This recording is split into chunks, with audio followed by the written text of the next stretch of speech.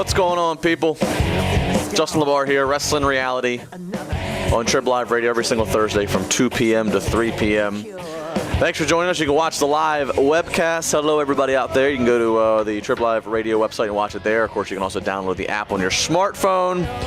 You can call, you can tweet, you can email. 412-320-7925 is the number. Again, that's 412-320-7925. You can tweet me at Justin LaBar, hashtag Wrestling Reality.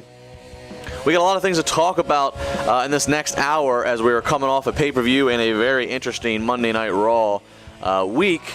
But I'm going to talk a little TNA because I guess we have to mention it. It's nonstop being tweeted and asked to me, and it's everywhere in the wrestling world. TNA reportedly is up for sale. Now, Dave Meltzer of the Wrestling Observer kind of made everybody talk about this by saying on his through his publication and the radio show that it's up for sale.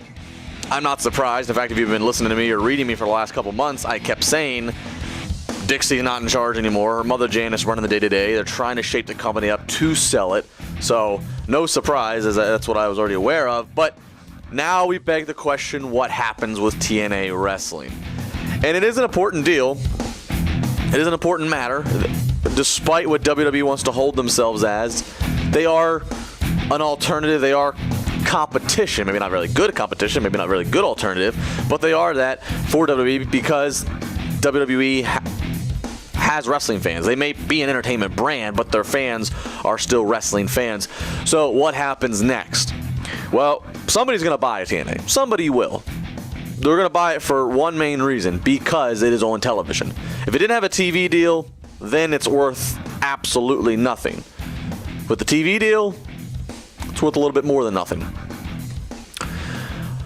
I don't have the slightest clue of who would buy it. People throw out names that they're familiar with, like Eric Bischoff and guys like that, but I don't know if, I suppose guys like Bischoff, they have the partners, they have the people, they have the connections and means to put together an ownership group of investors, but I don't know. I don't know if I believe that. I have a feeling that it's going to be something kind of left wing or left field, right field, whatever the phrase would be out of nowhere. I think it's going to be something like that. I think it's going to be somebody new that we're not familiar with in the wrestling circles.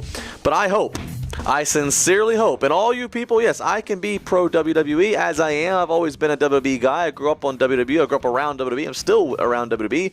I'm going to be a pro WWE guy, but that does not mean that I want to see anything happen to TNA Wrestling in terms of them not being able to provide jobs for various people in the wrestling industry. Obviously, number one, wrestlers, but production people, announcers, everything. If TNA is not there, that is not going to be good. Right now, it is the worst and darkest of times.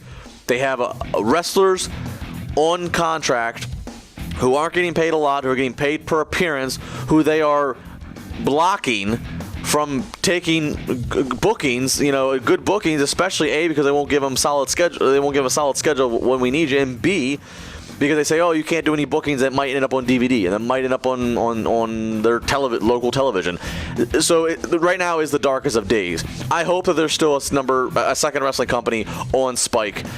Quite frankly, I think whatever it is, it might have to. I wonder if it would have to rebrand. I wonder how much or how little value the letters TNA have in the wrestling world.